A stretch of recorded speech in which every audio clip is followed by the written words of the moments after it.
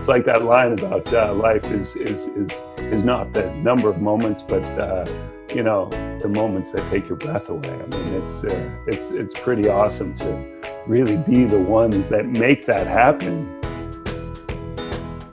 Conservation challenges that we see where we travel, just genuinely the loss of habitat is stunning.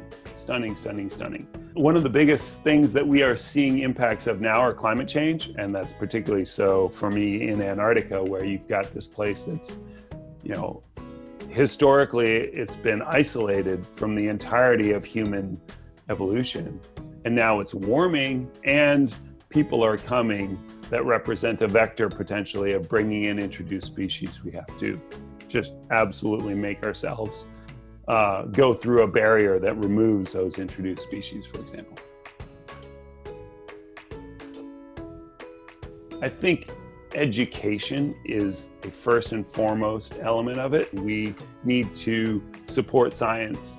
We need to pay attention ourselves. We need to be aware and support political choices that, are based on good, sound science.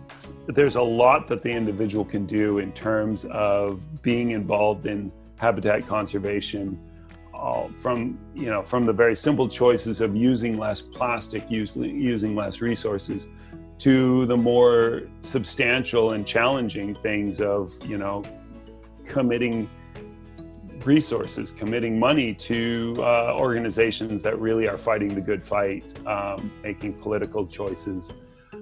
And then at the end of the day, I think, we have to recognize that yes, our individual choices are critical, but on a national and international level, we have to work at this together.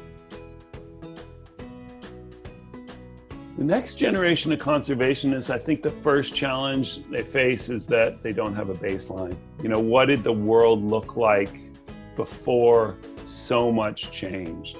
It's really interesting to me to notice that in Antarctica, where newer guides, younger guides who I meet in the field talk about the decline of chinstrap penguins, and they don't talk about the decline of Adelie penguins, because the Adelie penguins are already gone from most of the Western Antarctic Peninsula. They're gone. When I first went there, it was like we saw Adelie penguins declining, and that was like our baseline was there were so many Adelie penguins, so many chinstrap penguins, so many Gentoo penguins. Gentoo penguins are going up. Adelie penguins have already declined, and the chinstrap penguins are now declining. So the baseline for those who just started going to Antarctica in the last 1, 2, or 5 years is that there aren't Adelie penguins here. They were the first to disappear on the Western Antarctic Peninsula as sea ice density reduced. But if your baseline is, the first time I went, as opposed to being able to look back through time with the experience of those who came before. We have a pet dog, Lawson. I'm out in the backyard office and he's in the house just now. Lawson is a rescue dog, mostly lab, some other stuff. He's a rescue from Bakersfield, and he definitely scored the doggy lottery. He's probably the most charismatic and character-rich dog that I've ever known. The dog really likes to exercise and has strong opinions.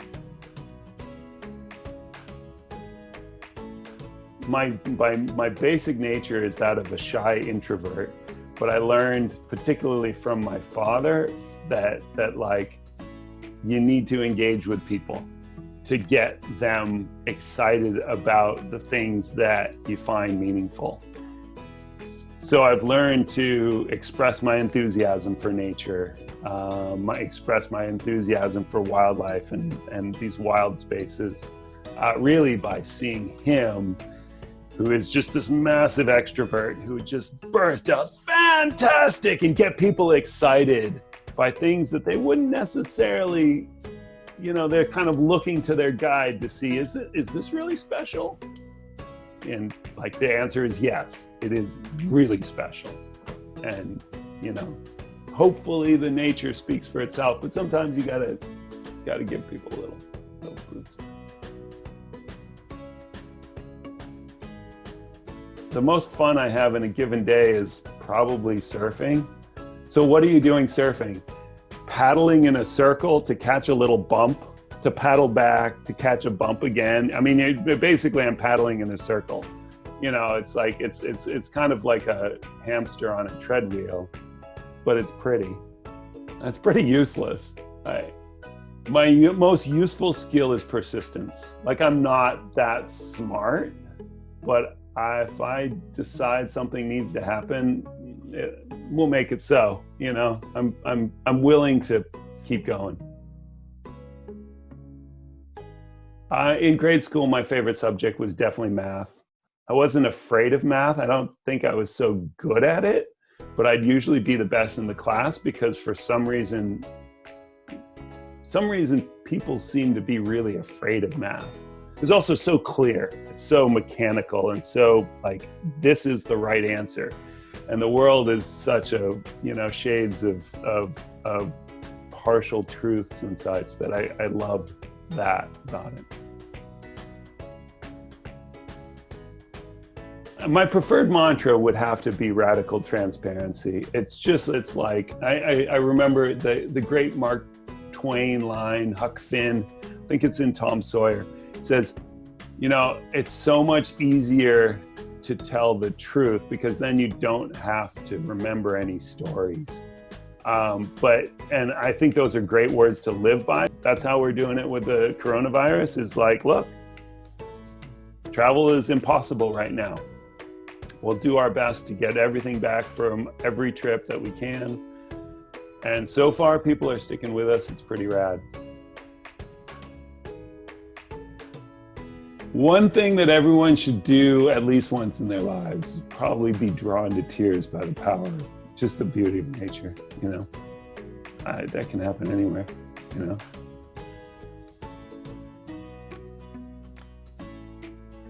My favorite smell is not something that we experience on Cheeseman trips anymore, unfortunately, but the smell of a creosote bush in the first rain is so beautiful.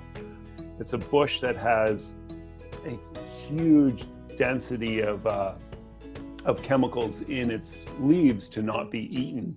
And when rain hits it, somehow it just triggers this smell that's like when the desert smells like rain. It's so beautiful. My absolute least favorite smell is two-stroke engine oil. When we were first in Antarctica, all of our Zodiacs were two-stroke engines. And that was just, you'd sit there Zodiac cruising and it's like just killing ourselves. This thing's just, here we are in the most beautiful place on the planet and we're belching out burning oil. It's just like, really? Is this the best we can do? So it's really awesome that now, actually some years on, back in the early 2000s, a few of us pushed through a resolution with the International Association of Antarctic Tour Operators well, it wasn't a binding resolution, but it was hey, you know, everyone should be using clean burning engines. Now there's very few ships that use these, you know, they're illegal in a lot of places like California, with a couple of exceptions. You cannot have a two-stroke outboard engine, and almost every ship is now using these clean burning, very quiet, very good, environmentally sound, fuel efficient engines, and that has just changed. Honestly, it makes my life better. There was one holiday in Guatemala called Quita del Diablo, get rid of the devil, and basically it was like National Pollution Day. Everyone would push everything out of their yard into the street and burn it and pile everything, all the leftovers, all the weird stuff from their fridge into a big pot and make stew out of it. And it was just like parts. And I mean, if you could identify it, man, it just, I've eaten weird stuff. Usually haven't paid too much of a price for it, but there's been a few nasty cases of Montezuma's revenge or whatever. My bicycle, I don't know. I mean, it's like, I'm too short of an attention span to walk places. Get my dog tired with a bike ride. I go to the grocery store. I go wherever. I play on it. I go mountain biking. I go bicycle down to surf. Bicycles are... If you want to talk about human ingenuity, you've got this thing that with really pretty simple mechanics just expands the scope of what a human's range by 100-fold with so little. I mean, if I'm not mistaken, it's still, the most efficient means of travel in terms of energy expended, total energy expended for distance earned, and distance covered. I love my bike. It would definitely be, if we could do bicycle trips to the moon, I'd sign me up. I'll lead that. The one thing I appear to not be able to travel without at this point is my computer, which is just super depressing. Seriously, I have delegated so much of my brain to my computer. I spent 2 months in Antarctica this season where with as little internet connection as I've had since the internet and email was invented, and it was really remarkable. It was really strange to be that out of touch. Two fathers of American conservation movement, Aldo Leopold and John Muir. Really, really would love to spend time walking in the woods with those folks. I'm really pleased with what we've done with Happywhale, where we've built a web platform that is bringing animals closer to humans in a way that is beneficial to science, in a way that's an awesome experience.